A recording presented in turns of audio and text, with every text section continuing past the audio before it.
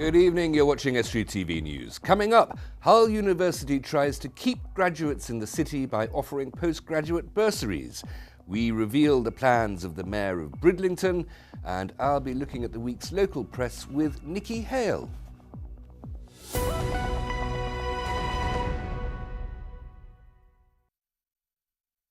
Welcome to Estuary TV News. I'm Hugh Riches. First of all, it's over to Dan Kemp for the news headlines.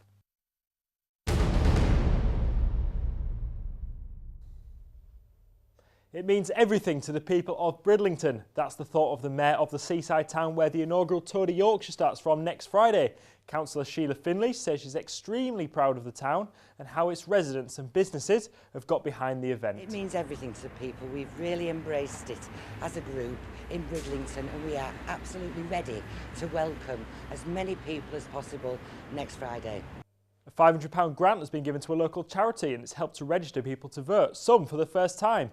Around 70 people, both residents and staff at the YMCA's Peaks Lane Hostel in Grimsby have signed up thanks to the purchase of a new iPad to make it easier. Project manager Jim Hudson told us why it's important people registered, and Shannon Dolan told us why she's decided to sign up. One of the main reasons we do is that they are citizens of this country. It's the greatest right they have, and when they use it, they say to everybody else and to the government, we are people and we are citizens and we count, and that's what we've been pushing. I've registered to vote because young people should do it, and I've done it for the country, basically to sort the country out so young people can get jobs and traineeships and apprenticeships and stuff like that. Lock your doors and windows even when you're at home. That's the message from Humberside Police after a spate of reported burglaries in the East Riding. They say doors and windows left open have allowed thieves easy access to homes over the past few nights. Volunteers in Hull have been raising money while providing information and offering advice as part of National Parkinson's Awareness Week.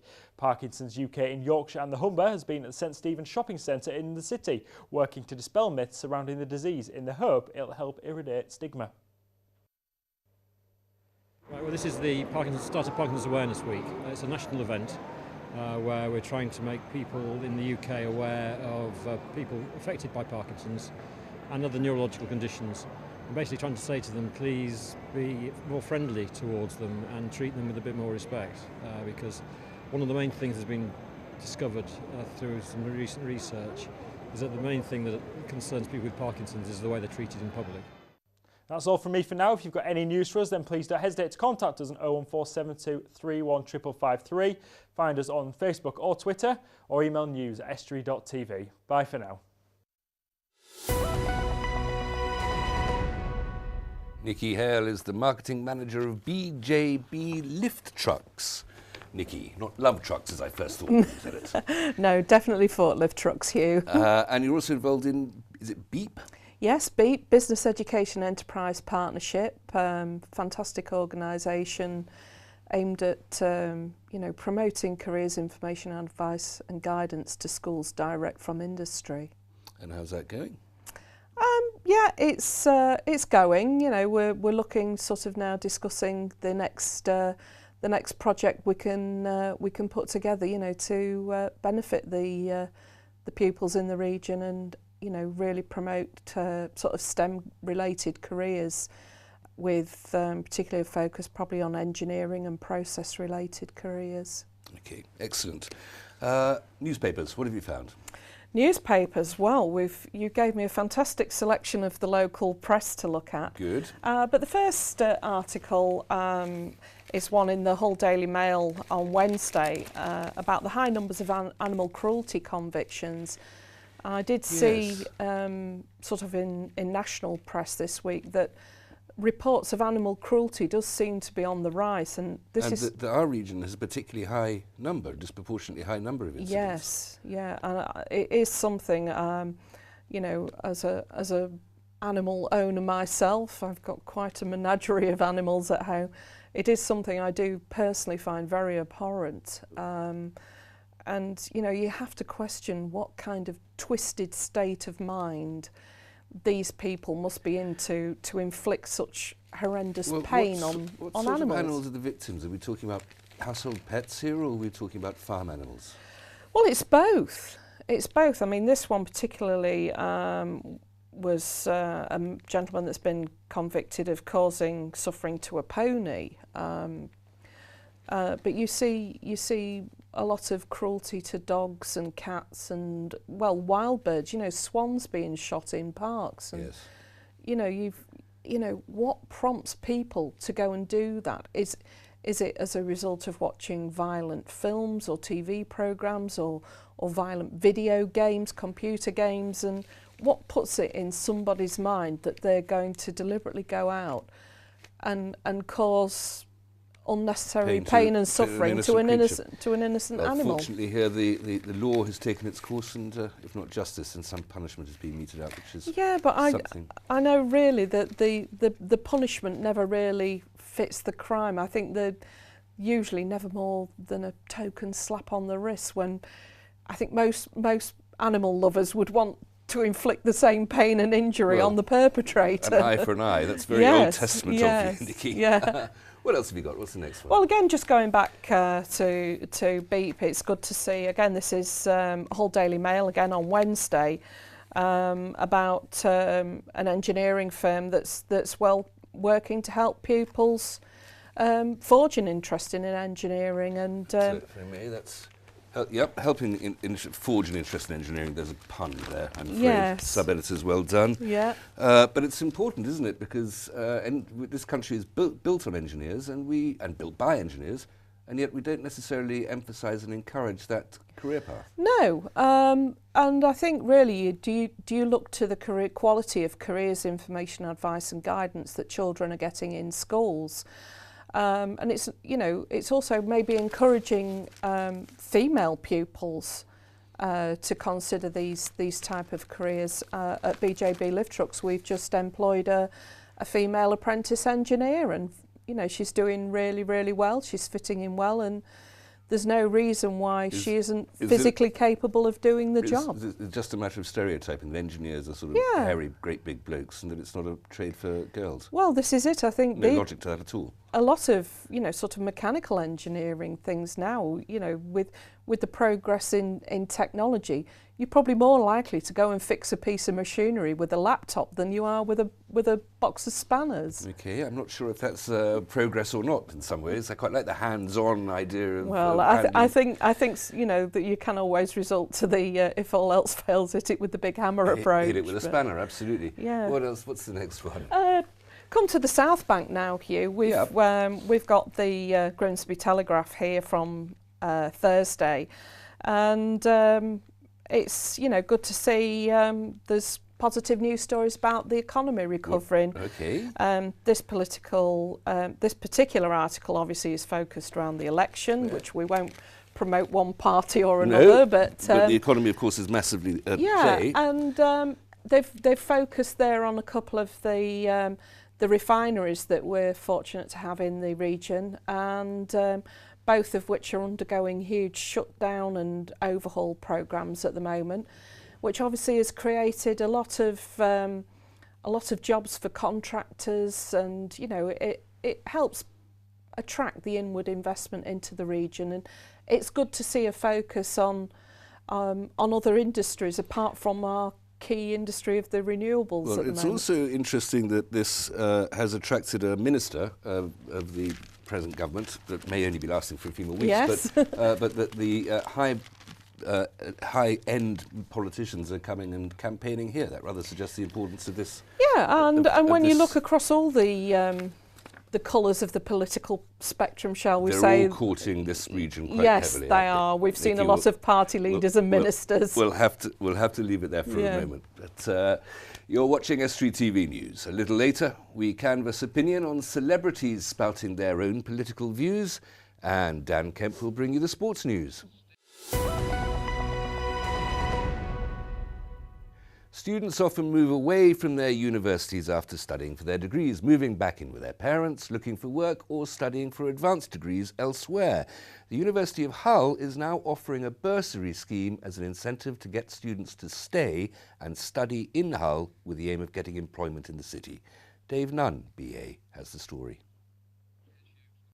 Students at the University of Hull are being encouraged to stay at the university into their postgraduate life thanks to a new bursary scheme. Yes, we are today. This evening we've got our postgrad event and we'll announce our postgrad support scheme with £85,000 worth of funding to support master's students.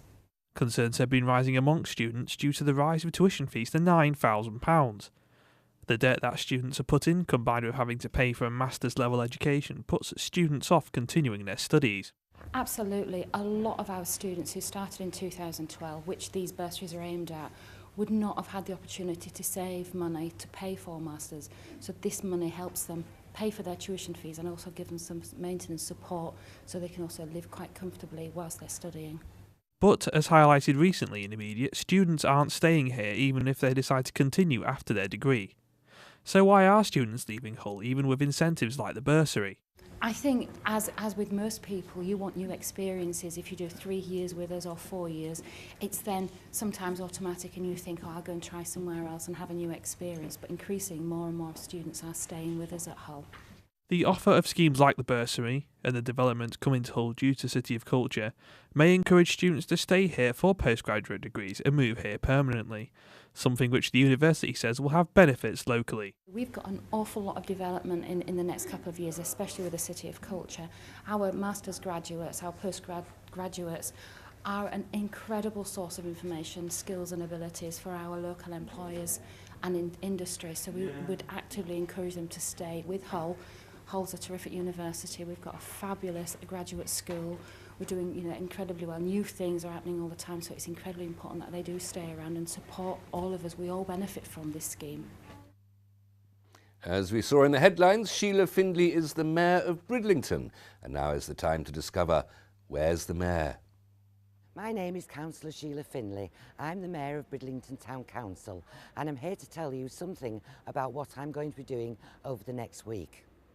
On Saturday, I'm going to be at the Bridlington War Memorial to lay a wreath on behalf of Bridlington Town to commemorate the passing of 10 service personnel 100 years ago in the Great War on that day. There will also be historians who will give a short presentation about the people that died that day. On Monday, I'm going to be judging the RSPCA Bridlington branch calendar competition.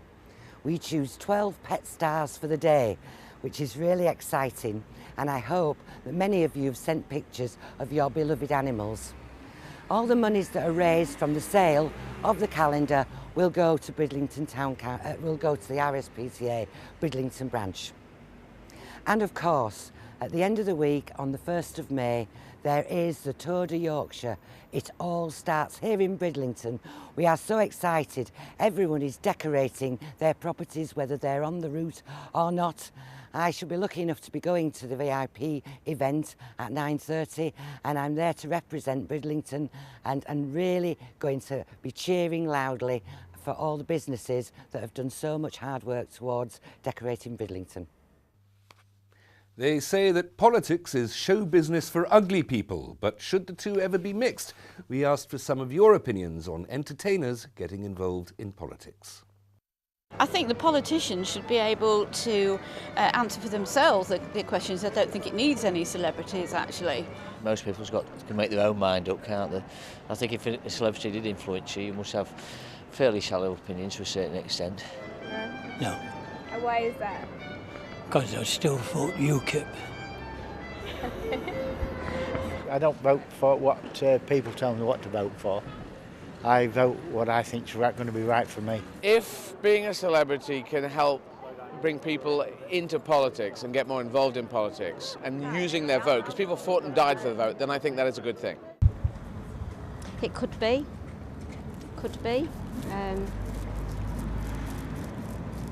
No, I don't really think they should use celebrities, actually. No. I don't think so, no. Why not? Well, I think it's just they trying to make themselves look big and that, and they should just leave it to the actual person to disclose what they're planning to do. Yeah, it's a free country. They can do what they want. I'm not particularly interested in too many celebrities. No. Why not? Well, they've already got their fame, they don't need more, do they? Probably right, aren't you? Yeah. Probably don't agree, yeah. do you think it could be interpreted as a sort of cheap way to get votes? Yeah, definitely. Nikki Hale is still with me for more of the week's local press. Nikki, what else did you find? Good bit from Thursday, flying the flag for St George's Day celebrations. Which paper was this in? This is in the Grimsby Telegraph. And it is something that just seems to be kicking up a bit of a trend now. I think a lot of people feel we can't do this because it's not politically correct, or we can't do that. And so I think there's quite a few people trying to buck the trend now and provide a bit of a splash of colour. But flying the day for St George's Day celebrations. I mean, the Scots and the Irish and the Welsh are all very passionate about their Saints' Days, but I mean, we doesn't seem to be the done thing in England. So I'm pleased to see that there are some people making a stand. Well, it's become a bit controversial, hasn't it? Because the St George's flag, the cross, has been associated with a sort of Little Englander, jingoistic, possibly even ever so slightly bigoted attitude to foreigners, or national superiority, and very English national superiority. So it's taken on a right-wing. It's been usurped, as it were, by a form of politics, which is very odd, since St George was probably from what's now Turkey or Syria, somewhere around there. So it's taken on a political air, whereas, you know, St Patrick's Day, everybody drinks green Guinness, and on St Andrew's Day everybody eats haggis and drinks whiskey, which is an extremely good thing to do any day. Well, yeah, I can't fault that. And I don't know what they do on St Patrick, on who's Wales, St David. Everybody wears a daffodil or a leek or something like that. We don't have that tradition, do we? Should we be getting dragons out? I don't know about getting dragons out, but certainly maybe a red rose or something. But you know, it almost seems, you know, you're made to feel you're doing something wrong for being patriotic in this in England, and I think it's about high time we were proud of who we are. Perhaps again in this very political season there should be a patron saint of the United Kingdom of Great Britain and Northern Ireland, rather than just the constituent an all-inclusive one, yes, no doubt. Very red, white and blue. What else have you got there? Something from the... we've got Skegness here. Skegness Standard, is it?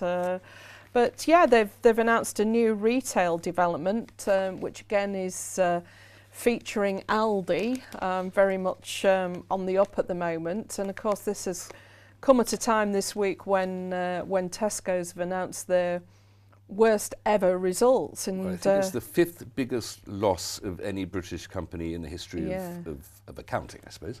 Yes, it was quite a drastic figure, wasn't it? 6.4 billion. Well, but it's good to see firms like Aldi's coming into towns like Skegness, and obviously again it's that inward investment into the region, and also the creation of, you know, sort of 400 jobs. So it's quite a modern development being planned there. Very important for Skegness, of course. Probably worth mentioning that the Tesco's loss was writing down assets rather than a trading loss. They still made a trading profit. But, yes, they're always going to do well. But when you look at the you know, that obviously there's other supermarkets are available other than Aldi's, indeed. But these I'd hate to call them a budget or a discount supermarket. They do seem to be on the rise now, and what is their secret? And can the Tesco's and Sainsbury's and Morrisons of this world learn from them? Well, all the better for those of us who buy food. The more people there are in the market, the higher the supply, the lower the price. Absolutely, yes. It's consumer wins all the time, don't they? You've got something from the Market Raisin Mail? Yes, Market Raisin. The front page really is, again, it's going on, it says here about 2 attempted child abductions, a teen stabbed in broad daylight, but I noticed looking through all the press today, this is a common theme that seems to be running throughout a lot of them now, is the rise in violent crime. There's one here in the Hull Daily Mail, violent crime, robberies and sexual offences on the rise. Well, there's one here in the Scunthorpe Telegraph as well. A couple of chaps just ran into a house and stole nothing more than a mobile phone and a computer, I think, but punched the residents in the faces. And scarpered with it. I mean, you know, you're not safe in your own home, are you? And well, we heard in the news headlines there how important it is to keep doors and windows locked. And as the summer comes upon us, then, you know, back door open as you sit outside and enjoy the garden. you have to be very alert, don't you? You certainly do, but also, you know, you also look at these stories in the context of the cutbacks the police forces in our region are being pushed to make, and you've only got to think, is this sort of thing going to be ever increasing as our, you know, already overstretched police forces are forced to spread themselves even thinner? We'll end on a more cheerful note. Yes, we spoke about supermarkets a moment ago. Supermarket hero sprints to the rescue. First Aid's supermarket worker managed to save a little girl suffocating on a sweetie, and good for him. Absolutely. Nikki, thank you very much for coming in. Here's all the sports with Dan Kemp. Hull City travelled to Selhurst Park to face Crystal Palace, looking to gain maximum points on their trip to the capital. With a resurgent Leicester tied with them on 28 points in the table, Steve Bruce will stress the importance of gaining a positive result to his players, and you can hear from the Tigers boss in a moment. At Glanford Park, Scunthorpe United host Gillingham in their penultimate game, knowing that they only need to claim a single point to guarantee their survival in League One for another season. Grimsby Town play Aldershot at Blundell Park in their last game of the season before they embark on their third successive playoff campaign, with their opponents yet to be decided. And North Ferriby United play Bradford Park Avenue to wrap up their campaign, looking to give the Church Road faithful a decent performance. As promised, back to Steve Bruce and his charges ahead of their trip to London to face the informed Crystal Palace. The hosts have undergone a resurgence in form of late, thanks to no small part down to their new manager Alan Pardew.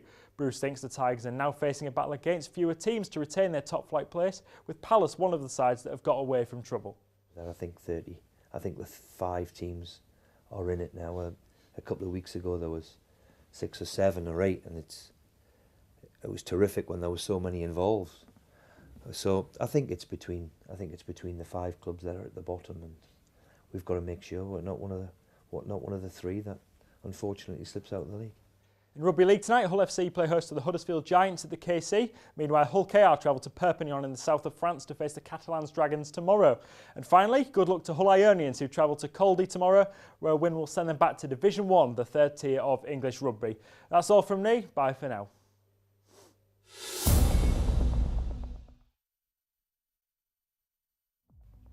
Thanks very much, Dan. That's all we have time for. If you have a story for us, you know what to do. Please go to our Facebook or Twitter pages. Details on the screen. Email news@estuary.tv or Grimsby 3155553. Until next week, good evening.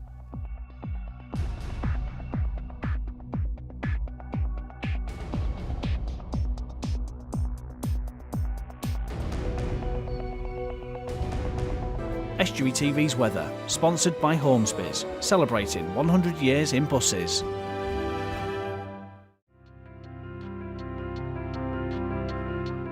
Hello and welcome to Estuary TV's weather. A generally cloudy start on Saturday with a few bright spells. Some showery outbreaks of rain are likely to spread down from the north during the day, still warm in the south with a maximum temperature of 17 degrees Celsius. Rain clearing south during Sunday morning and then much colder with a few showers.